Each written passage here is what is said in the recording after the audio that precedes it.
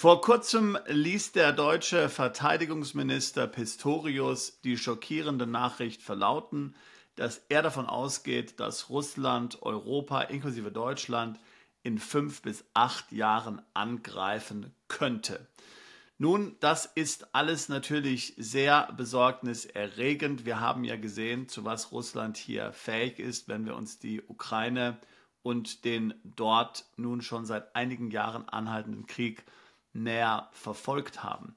In diesem Video wollen wir uns mit der Frage befassen, wie kann man sich vor Putins Bomben in Sicherheit bringen, wohin kann man ziehen, wo man nicht von einem solchen Angriff Putins auf Europa betroffen wäre, welche Länder sind sicher zum Auswandern.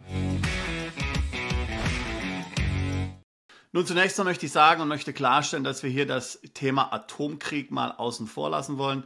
Wir haben ja zum Thema Atomkrieg vor kurzem erst ein Video veröffentlicht, als hier die Bombe, sage ich mal, in Israel hochgegangen ist. Also das heißt, als dort der Konflikt neu entbrannt ist. Viele haben dieses Video belächelt und nicht sehr ernst genommen, wobei eigentlich wir haben dieses Video auf Basis von wissenschaftlichen Studien erstellt. Es sind erstaunlich viele wissenschaftliche Studien zu dem Thema erstellt worden.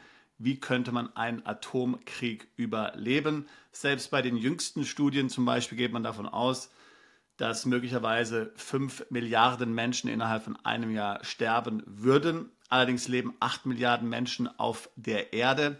Das heißt, hier zu den 3 Milliarden Überlebenden zu zählen, ist sicherlich eine Möglichkeit. Ja? Vor allen Dingen hängt es davon ab, ob du auf der Südhalbkugel lebst oder nicht. Aber wie gesagt, das Thema Atomkrieg wollen wir beim heutigen Video mal komplett außen vor lassen. Was würde man also machen, wenn hier Putin einen konventionellen Krieg gegen Europa beginnen würde? Unterstützt natürlich mit verschiedenen Cyber- und Sabotageattacken auf verschiedene für die Infrastruktur wichtige Einrichtungen. Nun, zunächst mal muss man natürlich sagen, dass es dann zu spät wäre, abzuhauen und ins Ausland auszuwandern. Man kann davon ausgehen, dass wenn es zu einem solchen Krieg, zu einem solchen Angriff Putins auf Europa kommt, die normalen Visumsprozesse komplett ausgesetzt werden würden in den meisten Ländern. Also dann noch eine Aufenthaltsbewilligung oder ein Visum zu beantragen in einem anderen Land wird sehr schwierig sein, allein schon deswegen, weil der Andrang natürlich hier enorm groß sein wird. Das sind Dinge, die man sich also heute letztlich anschauen müsste, die man heute organisieren muss. Insofern ist es natürlich wichtig, dass, wenn man sich hier verschiedene Länder anschaut, in die man in einem solchen Fall dann fliehen könnte, es sich hier um Möglichkeiten handelt, wo man nicht schon jetzt dauerhaft vor Ort sein will. Ich gebe dir ein Beispiel. Viele würden ja die Schweiz als für besonders sicher halten, wobei natürlich bei einem Angriff Putins dies sicherlich auch nicht gegeben ist. Aber nehmen wir mal an die Schweiz. Du könntest natürlich jetzt nicht sagen, ich besorge mir mal eine Aufenthaltsbewilligung für die Schweiz und wenn es dann kracht, in 3 Jahren ziehe ich in die Schweiz um. Nein, das geht nicht. Als EU-Bürger hast du zwar ein Recht auf eine Schweizer Aufenthaltsbewilligung unter bestimmten Bedingungen, nämlich den Bedingungen, dass du dem Staat nicht auf der Tasche liegst. Allerdings ist dann Voraussetzung, dass du dich 183 Tage im Land dort aufhältst, ansonsten verlierst du diese Aufenthaltsbewilligung. Hier ist natürlich für viele jetzt nicht die Idee, dass sie schon jetzt in das Land umziehen möchten. Man will einfach einen Plan B haben, eine Tür, die man dann aufstoßen kann und durch die man dann sozusagen in ein neues Leben laufen kann. Ja, aber natürlich darf es nicht Voraussetzung sein, dass man in diesem Zufluchtsland schon jetzt wohnt. Das ist mal die erste Bedingung. Zweite Bedingung muss natürlich sein, dass das Land weit weg von Europa ist. Also europäische Länder schauen wir uns hier gar nicht an. Und dann natürlich auch idealerweise in einem Land ist, wo es relativ warm ist. Das heißt also, wo man zum Beispiel jetzt nicht so sehr auf Heizung, Energie und solche Dinge angewiesen ist, wo auch jetzt Lebensmittel viel einfacher wachsen als zum Beispiel in kälteren Regionen. Das heißt, wir konzentrieren uns heute vor allen Dingen auf wärmere Länder, die weit weg sind. Welche weiteren Überlegungen sind bei der Auswahl eines solchen Landes wichtig?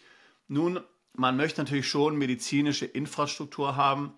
Es sollte natürlich schon möglich sein, irgendwo auch Business dort zu machen, wenn man hier weiterhin gewerblich aktiv sein möchte. Es muss eine Infrastruktur geben, Banken, Konten und so weiter und so fort. Also jetzt irgendwie in ein komplett unterentwickeltes Land zu ziehen, wäre sicherlich auch nicht sehr hilfreich. Wir haben zwar hier das ein oder andere afrikanische Land hier ausgewählt, Aber das sind Länder, wo schon heute auch viele internationale Konzerne oder auch Investoren oder Expats dort vor Ort sind. Das heißt, eine gewisse Infrastruktur, die auch einem internationalen Publikum genügt, ist in allen diesen Ländern, die wir jetzt gleich hier vorstellen werden, vorhanden. Eine Frage, worauf ich dir keine Antwort geben kann, ist die Frage, wie du dann in dieses Land kommst, wenn es knallt. Ja.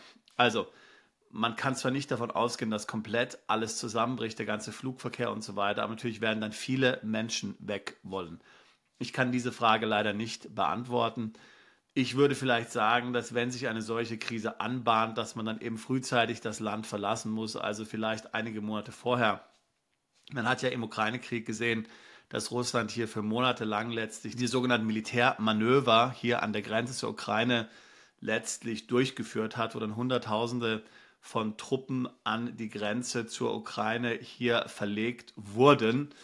Wenn man sowas hier beobachten kann, wäre dann vielleicht der richtige Zeitpunkt wegzugehen. Aber tatsächlich, diese Frage kann ich nicht beantworten, wie man dann im Falle eines Falles einfach dann letztlich gehen würde und wie man den richtigen Zeitpunkt entscheidet, bevor es knallt, dass man tatsächlich dann die Heimat verlässt. Eine Sache möchte ich natürlich auch noch sagen zu den ganzen Programmen, die wir hier vorstellen. Die meisten dieser Programme erfordern ein Investment, um nicht zu sagen, alle Programme erfordern ein Investment.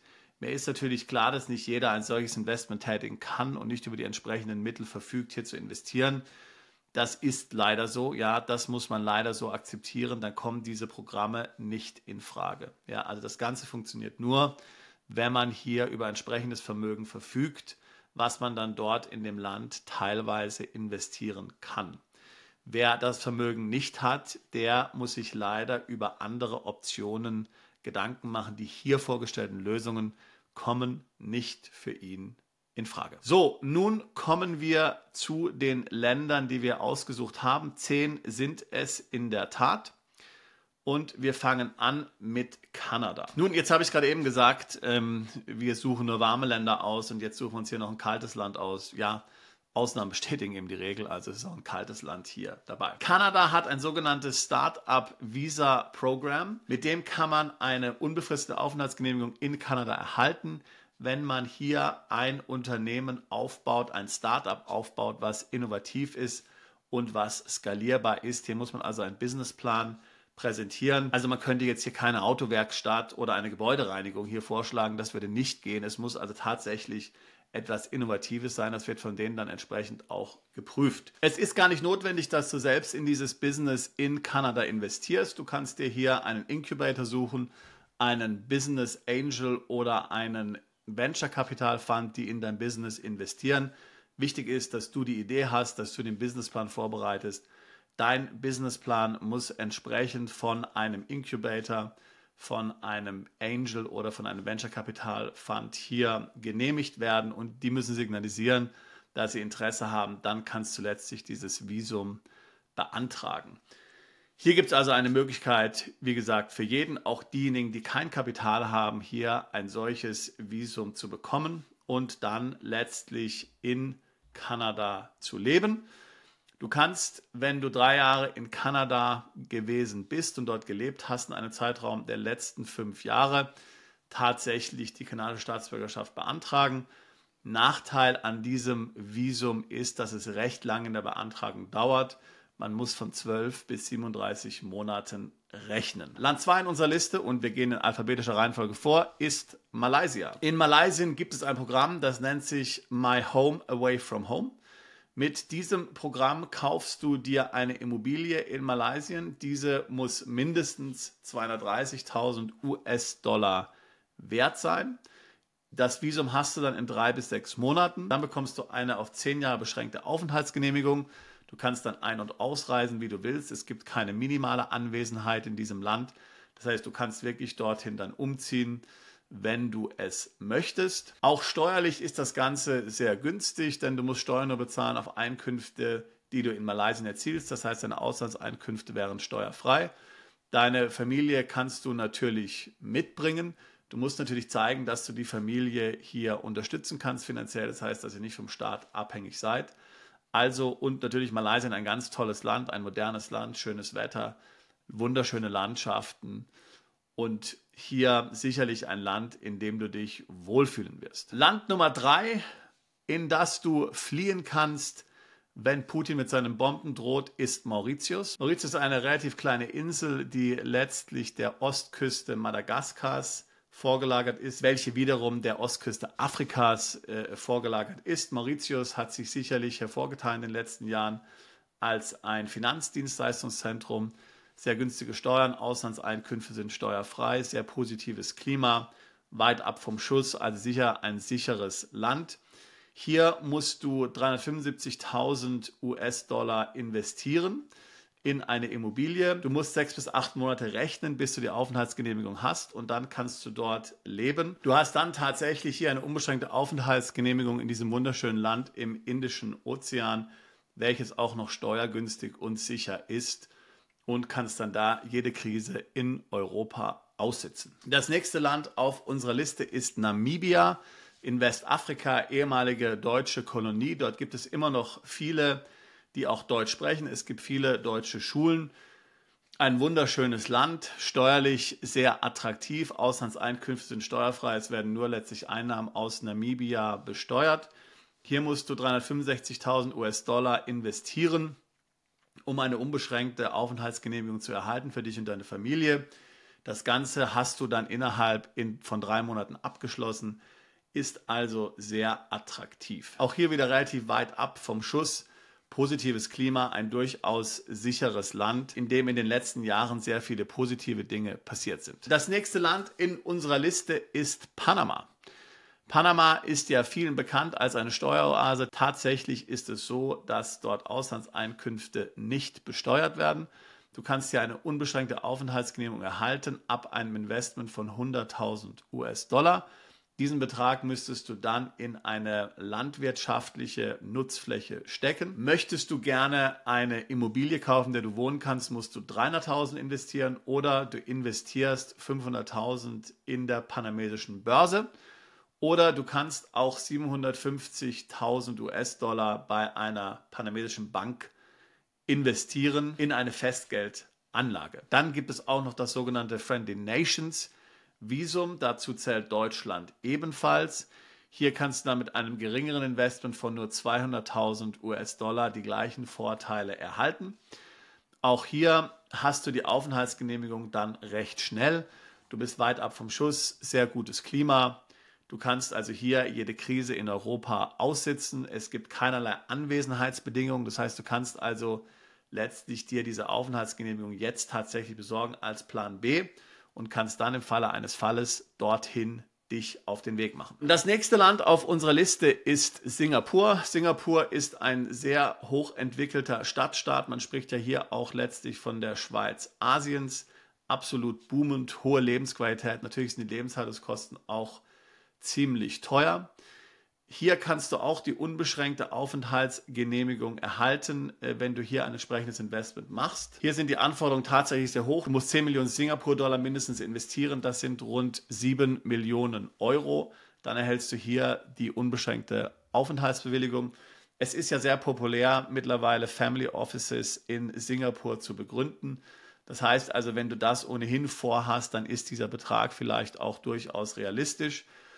Dies ist absolut machbar in Singapur, aber sicherlich erfordert größere Vorbereitung als bei den anderen Ländern. Aber dann, wie gesagt, hast du die unbeschränkte Aufenthaltsbewilligung, ein sicheres Land, wo du mit deiner Familie sicherlich hervorragend leben kannst, wenn es zu einer Krise in Europa kommt. Das nächste Land auf unserer Liste ist Thailand. Thailand ist natürlich vielen bekannt und auch sehr attraktiv. Hier gab es letztes Jahr eine steuerliche Veränderung, sodass ab 2024 Auslandseinkünfte in Thailand immer noch steuerfrei sind, aber du kannst diese nicht mehr nach Thailand ausschütten.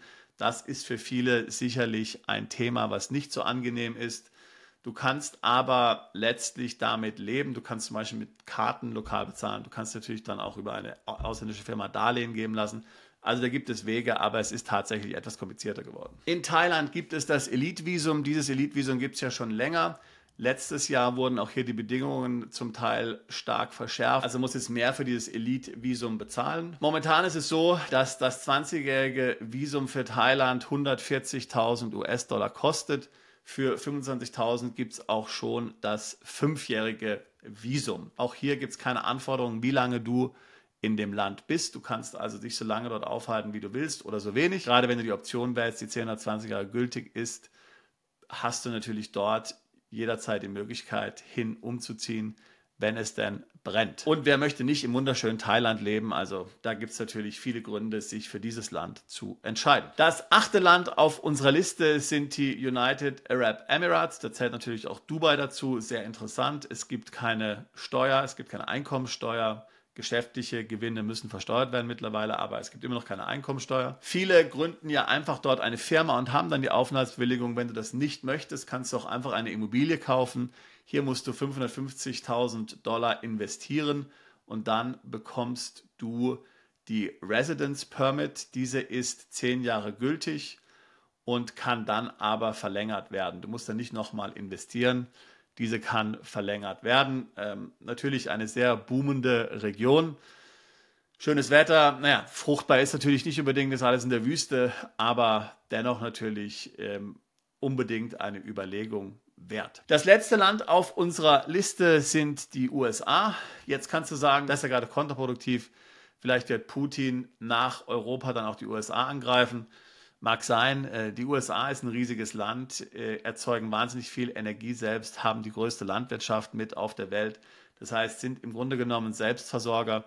Es ist hier gerade für Deutsche sehr einfach, ein Visum zu erhalten. Mit dem sogenannten E2-Visum, was für 5 Jahre gültig ist, aber verlängert werden kann, kannst du dort ein Unternehmen aufbauen. Du musst im Grunde genommen investieren. Sagen wir mal mindestens 50.000, es gibt keinen festgeschriebenen Betrag, aber kannst dann dort ein Unternehmen haben mit mehreren Mitarbeitern und solange das Unternehmen läuft, hast du auch dieses Visum.